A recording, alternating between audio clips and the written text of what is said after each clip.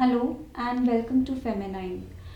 So, in our series of mental health problems in women, today I'm going to talk about a very common disorder, and that is PCOS or the polycystic ovarian syndrome. I have talked about PCOS in an earlier series where I have elaborated that PCOS is a condition of a hormonal imbalance. Because of that imbalance, the period cycles, they get disturbed. There can be cosmetic issues like developing a lot of acne or thinning of the scalp hair or developing unwanted hair in areas where females usually do not have hair growth, like the upper lip, chin, side buns, and on the breast or on the tummy, on the arms, and on the thigh. Also, women with PCOS tend to be a little overweight or obese, and at times when they are planning to have a baby, then they can have a problem in conceiving. So, all these factors put together put these women at a very high risk of developing mental health problems. And to talk more about that, we have with us today Dr. Apala. Welcome, Thank Dr. you. Apala. Please tell me, Dr. Apala, what are the commonly encountered psychiatric problems in women with PCOS? See, Dr. Neha, like we said, previously also depression and anxiety are two of the most common disorders seen in women. Yes. Similarly, in PCOS patients also, depression and anxiety remain to be two of the most common mental health disorders. Okay. And the prevalence would be as high as 45%, sometimes 50% as well for both depression and anxiety. Okay. Now, another very important thing is reduced self-confidence. That's very true. Okay, Yes. because women generally feel less of less of femininity in them. Yes. So that could be one of the reasons for low confidence.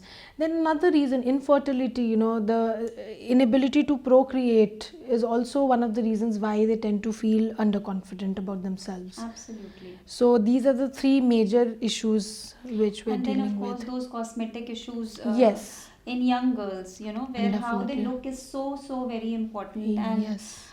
so they feel extremely frustrated when the acne doesn't go away or with all the increased hair growth. Yeah. Yes. So, do you feel that like PCOS we know can happen right from the pubertal age group Yes. to the later years, later reproductive years? Like even a woman who is 35 or 40 years of age can still have PCOS, and a young girl who is 15, 16, 17 years of age can also have PCOS. Definitely. So, is it that a certain age group it is more common to have these psychiatric problems? See, generally, mental health issues can be seen all across all age groups, but definitely Okay. slightly more, I would say, in the adolescence period, because Yes. the personality is still getting evolved. They are still Right. getting to know about their own emotional issues, about their bodies. Yes. So that is the time when adolescent girls may have a little bit of more issues in the mental health domain. Right. Yes. And do you think that disordered eating behaviors Yes. are also more commonly encountered in these girls? Yes, so adolescents and in fact middle-aged women also between 25 to 45, I would say, Okay. past adolescent age group, they also tend to have stress eating or emotional cravings Right. when they tend to eat high calorie diet or high salt diet Right. or a lot of fried stuff. And that could also be to mask their underlying mental health issues, like when once you get angry and eating is a way of dealing with it. Yeah, so they indulge into this binge eating. Yes. And they just keep on eating and eating. Yeah. And they're already overweight. At least 50% of women with PCO Yeah. are overweight or obese. And like as a countermeasure, they indulge into further binge eating. Yes. And becomes a sort of a vicious cycle, which is very difficult to break. So, disordered eating behaviors can also be seen in women with PCOS. And what about substance abuse? Like very commonly these days, Yes.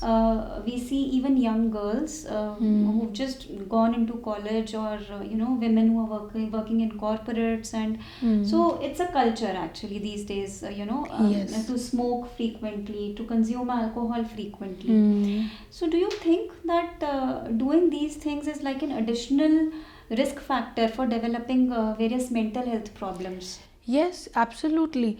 Alcohol use in women is approximately 5 to 10%, and Okay. tobacco use is as high as 30%. So it is even higher than alcohol. Yes, definitely.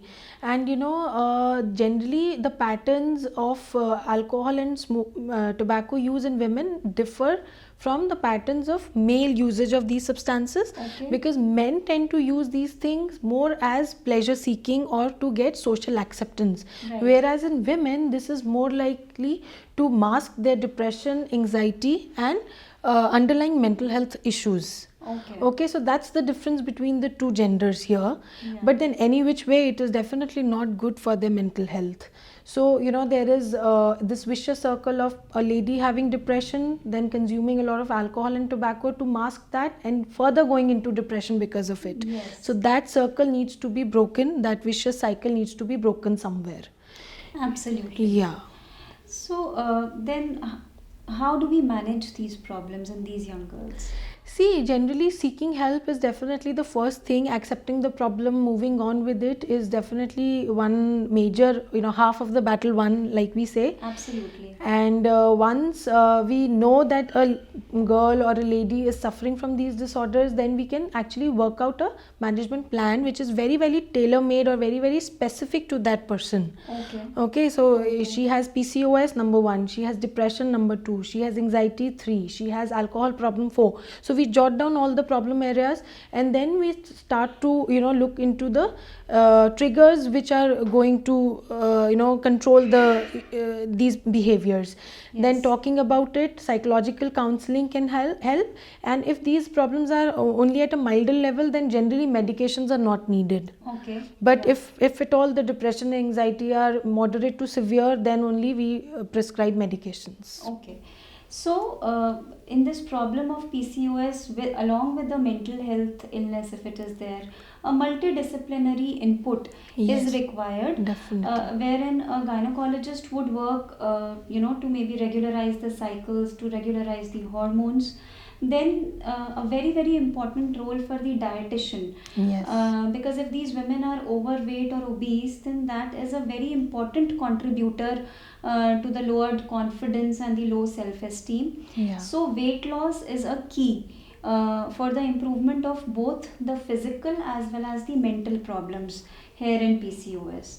So taking an appropriate diet, doing a workout every day, and then if there are a lot of cosmetic issues like excessive hair growth, then the role of the dermatologist, the skin specialist, wherein laser treatments and other treatments like bleaching or waxing can help.